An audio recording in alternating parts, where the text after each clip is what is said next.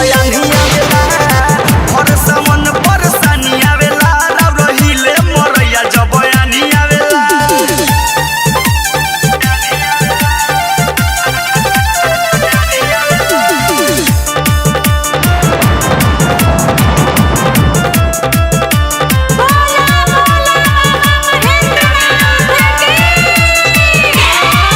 गहर जेल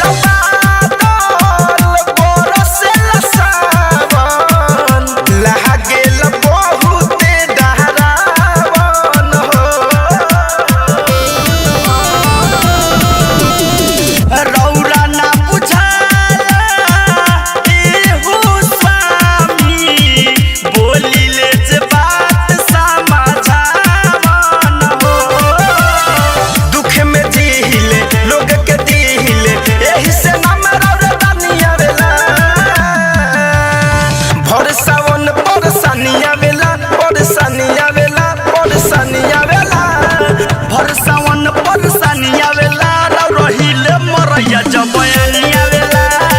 हर सावन परेशानी आवेला राव रहिले मरैया जब बयानिया वेला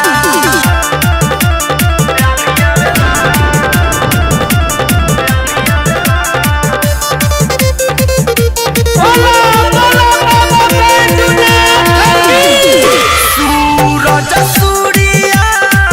संजय धड़कन कहतावे बतिया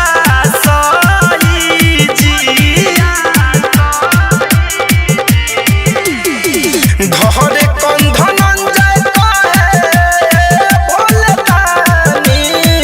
नहसवा में ताना ना रोई जी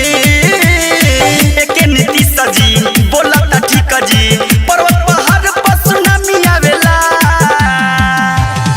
भर सावन परेशानी आवेला परेशानी आवेला परेशानी आवेला